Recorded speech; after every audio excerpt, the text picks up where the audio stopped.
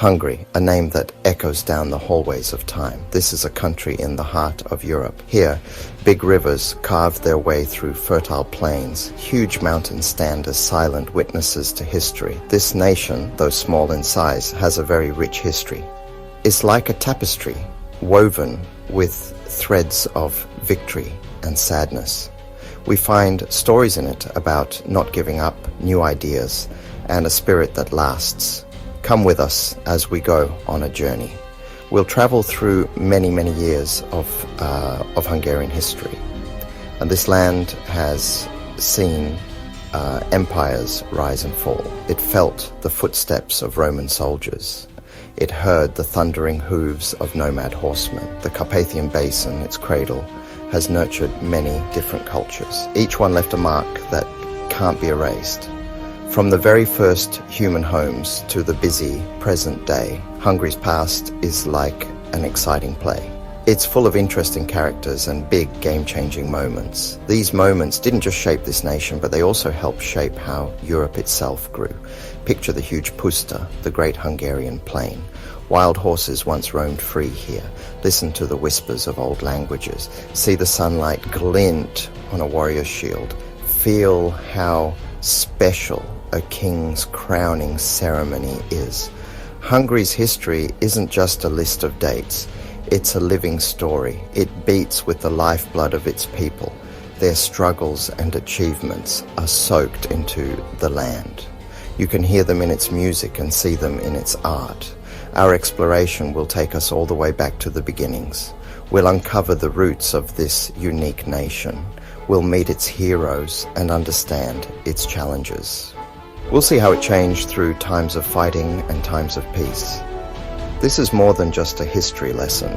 It's an invitation to understand a truly special country, a country that keeps on amazing and surprising us.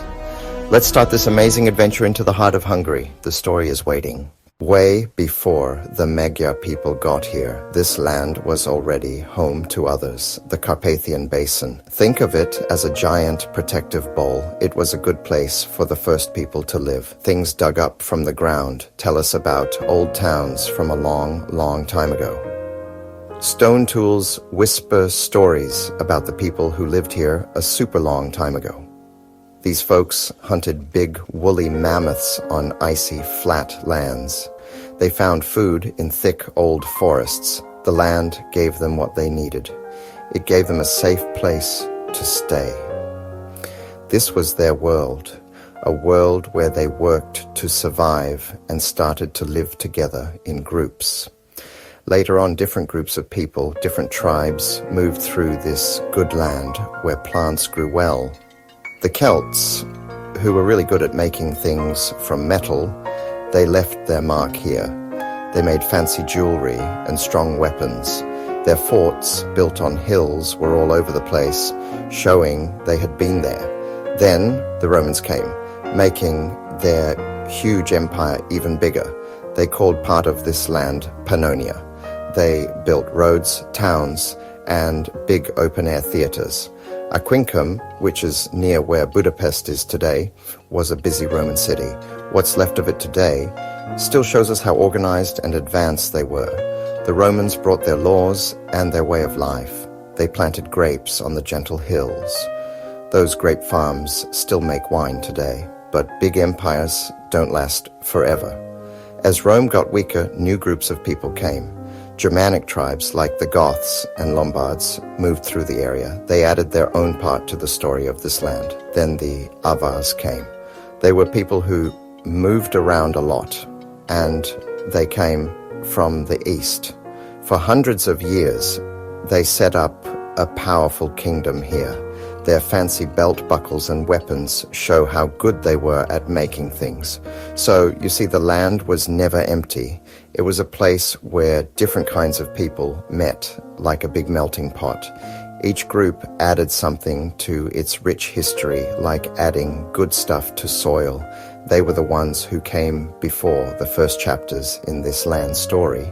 This was all before the story of Hungary, the one we know today. really started.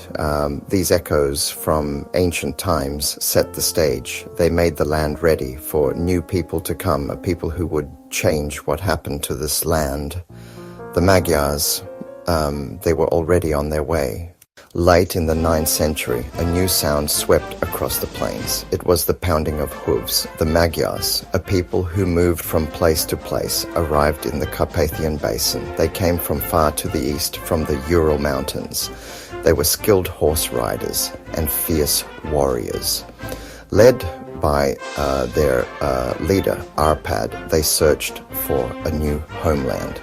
Legend tells of a blood oath made by 7 chiefs. They promised to be loyal to Arpad and his family line. This was the beginning of a united Magyar nation. Their journey west was long and hard. They crossed huge grassy plains and wide rivers. Their unique language, with its Finno-Ugric roots, made them stand out. Their way of life was shaped by the open plains. They were masters of the bow and arrow. Their raids into Western Europe became feared. Others knew them as Hungarians. This name probably comes from on Oga, meaning 10 arrows or 10 tribes. They were a powerful force, making a new life for themselves. The Honfoglalas, as the Magyars call it, their taking of the homeland, wasn't over in a moment. It was a time of settling in and adjusting. They found a land rich in what they needed. The rivers were full of fish. The forests provided animals for hunting and wood. The rich soil was perfect for farming. Slowly, their way of moving around began to change. Permanent villages started to appear. The Magyars began to put down roots. They were no longer just passing through, they had come to stay. This time was very important in shaping who they were. Old customs met new realities. Their tribal way of life slowly changed into a more organized society. They felt a growing need for things to be more settled. The European powers around them were Christian kingdoms. The Magyars faced a choice. They could remain isolated pagan warriors, or they could become part of the rest of Europe. This decision would greatly shape their future. They were laying the groundwork for a kingdom. Arpad's time was ending. A new era was beginning. Around the year 1000, a very important person came along. His name was Vaik, and he was the son of Grand Prince Geza.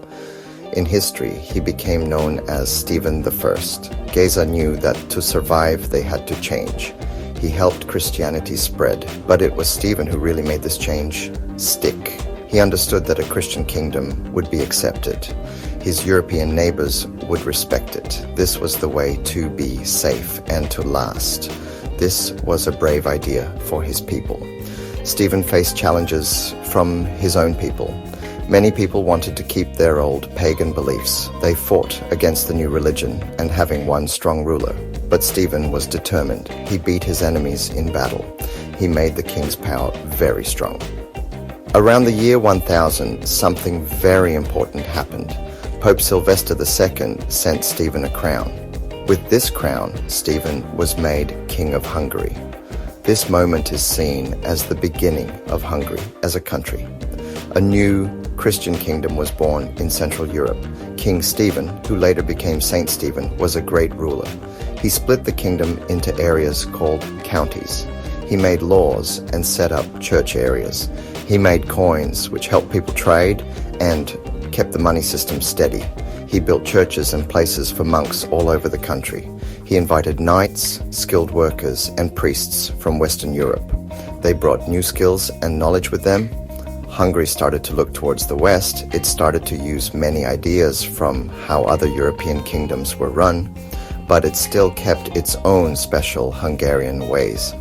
Stephen's time as king built a strong base for Hungary that would last a long time. His laws brought order and fairness.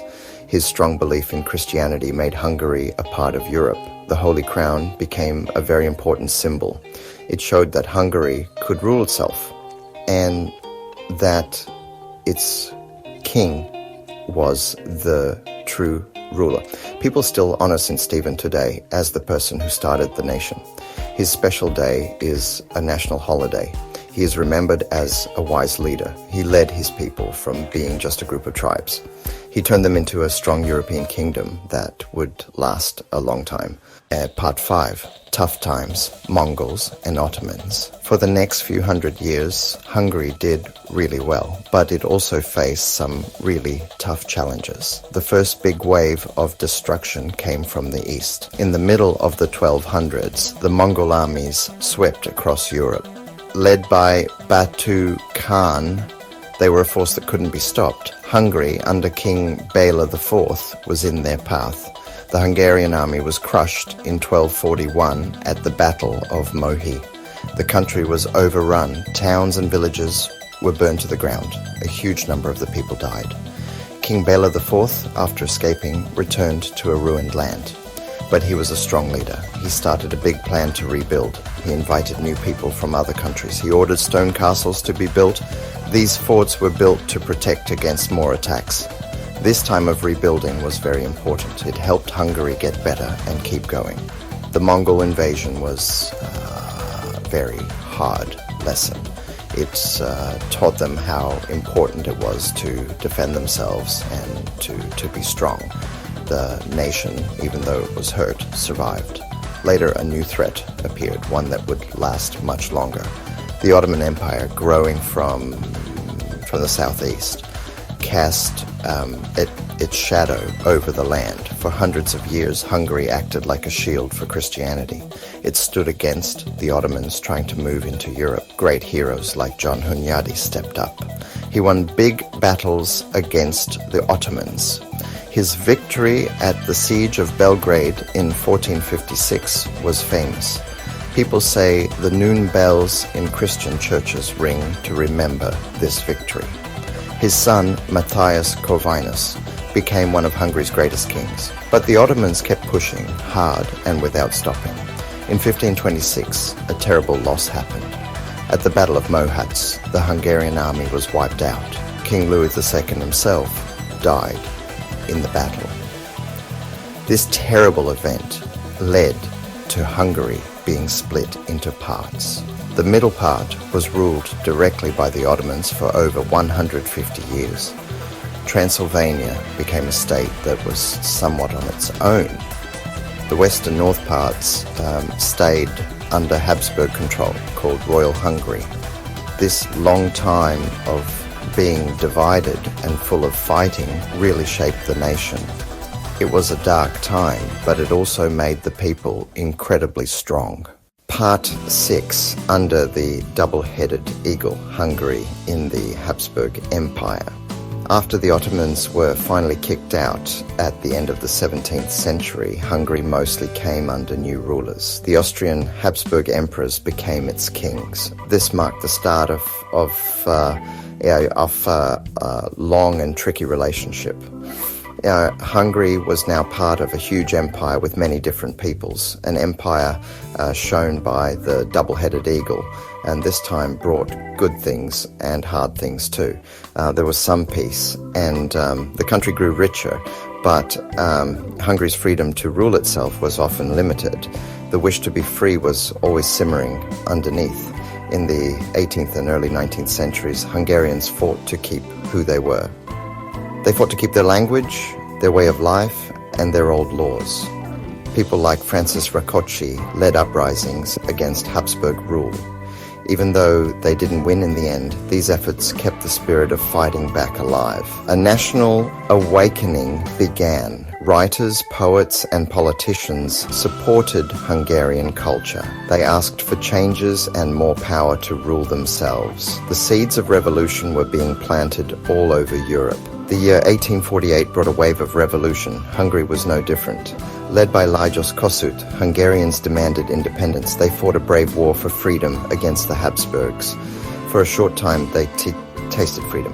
But the Austrian Empire was too strong, and with Russia's help, they crushed the uprising. What came next was harsh. The punishments were severe, and Hungarian rights were taken away. Still, the dream of 1848 never really died. It became a powerful symbol of the nation's hopes. In the end, they reached an agreement. In 1867, the Austro-Hungarian Compromise was signed, also known as the Ausgleich. This created the Austro-Hungarian monarchy. Franz Joseph I was crowned King of Hungary. Hungary got a lot of power to manage its own affairs. Budapest bloomed, becoming a grand European capital city. Gap 2s. This time, leading up to World War I, was a time of good fortune, but problems hidden underneath still remained. The tricky mix of different peoples within the empire was a cause of shakiness. The golden age of the Austro-Hungarian monarchy was heading towards a dramatic end. Part 7, 20th century turmoil, wars and ideologies. The start of the 20th century found Hungary as part of a huge empire, but the feelings of nationalism were strong. The assassination of Archduke Franz Ferdinand in Sarajevo in 1914 lit a spark. The Austro-Hungarian Empire declared war on Serbia. The First World War had begun. Hungary, as part of the empire, got pulled into the terrible fight. Millions of Hungarian soldiers fought on different fronts. The war brought terrible suffering and loss, and people back home suffered shortages and hardship. The old way of life was falling apart. The defeat of the Central Powers in 1918 led to the collapse of the Austro-Hungarian Empire. For Hungary, the results were disastrous. The Treaty of Trianon in 1920 redrew the map of Europe. Hungary lost more than 2/3 of its land. Millions of Hungarians found themselves outside the new borders. This was a national shock. For decades, it deeply affected Hungarian politics and society. The time between the two world wars was a time of money troubles. There was also a wish to change the terms of the treaty. As World War II got closer, Hungary found itself in a tough spot. Wanting to get back its lost lands, it teamed up with Nazi Germany. Hungarian forces took part in the invasion of the Soviet Union. However, the war also brought great tragedy to Hungary itself. During the Holocaust, hundreds of thousands of Hungarian Jews were deported and murdered. Allied bombings destroyed cities. By 1944-45, Hungary had become a battlefield. Soviet forces pushed out the Germans. The war ended with Hungary being occupied by the Soviets. The dream of getting back its old glory had turned into a nightmare. The nation was once again on the losing side of a big conflict. It was broken in body and spirit. The political scene was about to change in a big way. The shadow of a new idea fell over Eastern Europe. A short time of hope after the war would soon fade. Hungary was on the edge of another tough time. The Cold War had begun, and Hungary was firmly behind the Iron Curtain. Part 8. Breaking free from Soviet influence to democracy. After World War II, Hungary came under Soviet influence. The Hungarian Communist Party slowly took over. By 1949, Hungary was made a People's Republic. They set up a one-party system, closely following the Soviet way. Private property was taken by the government. Farming was collectivized, meaning land was put together into big state farms. Political opposition was brutally crushed. The secret police, called the AVH, made people very afraid. This time was marked by harsh rule and no freedom. Many Hungarians really wanted things to change. In 1956, this wish turned into a big uprising across the country. The Hungarian Revolution started with students protesting. It spread fast, with people demanding democracy and freedom from Moscow's control. Imre Nagy, a communist who wanted changes, became the prime minister. He promised free elections and that Hungary would leave the Warsaw Pact. For a few amazing days, it felt like freedom was right around the corner. People tore down statues and signs that represented Soviet control. The streets of Budapest and other cities were filled with hope. But the Soviet response was fast and brutal. Tanks rolled into Budapest to crush the revolution. Thousands of people died in the fighting. Many more people ran away from the country as refugees. Imre Nagy was arrested and later on he was executed. János Kádár was made the new leader. He was in charge of Hungary for the next 30 years. The revolution was stopped, but the spirit of it didn't die. It became a symbol of Hungarian bravery. It showed how much people wanted to rule themselves. The Kádár years brought something called goulash communism. This meant life was a little better and there were fewer rules than in other countries in Eastern Europe. But people still didn't have much political freedom. By the late 1980s, the Soviet system was getting weaker. People started pushing for changes more and more in Eastern Europe. In Hungary, the change to democracy happened pretty peacefully. In 1989, they symbolically cut the Iron Curtain on the border between Hungary and Austria. In 1990, they had elections with many parties. Hungary was finally free. It started on its journey to a democratic future.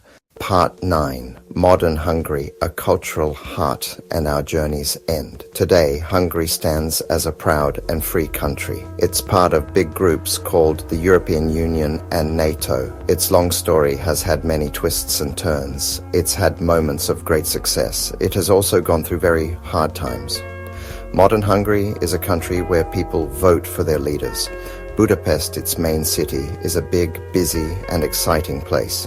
It's famous for its amazing buildings and special warm pools called thermal baths. It's a city where old history and new ways of life mix together beautifully. Hungary has many wonderful old traditions, art and music. Its music from old folk songs to famous music writers like Liszt and Bartók is loved all over the world. Hungarian food with dishes like goulash and chimney cake is a treat for many people. The country has given the world many people who won the very important Nobel Prize. It has done great things in science, in writing books, and in sports. Its own special language is still a very important part of what makes Hungary, Hungary. Festivals and old customs connect Hungarians today to their long past. They love to celebrate their history and traditions. Of course, there are still some problems to solve. Like every country, Hungary has to deal with issues about money and how people get along. Big talks and decisions about rules and laws help decide what the country will do next. But Hungary has always been strong in tough times. That shows it can change when it needs to. It can get through hard things. Hungary's story isn't over yet. It keeps going every single day. Its people are always writing new parts of the story. They build on the good things left by people from the past. They look to the future with hope, and they are set on making it good. Our trip through Hungary's long and interesting history has been quite a journey. We've seen a country made strong by hard times and by what its people believe in. We've watched it fight to be free and seen its art, music and traditions grow. The spirit of the first Hungarians of St. Stephen and of the brave people who fought for change in 1956 is still alive. Gaptus. It really shows how people can get through anything and still do wonderful things. We hope you learned a lot on this trip through Hungary's story. We hope it made you want to learn even more. If you want to see more cool stories from our world, please think about subscribing to our channel. Thanks for watching with us.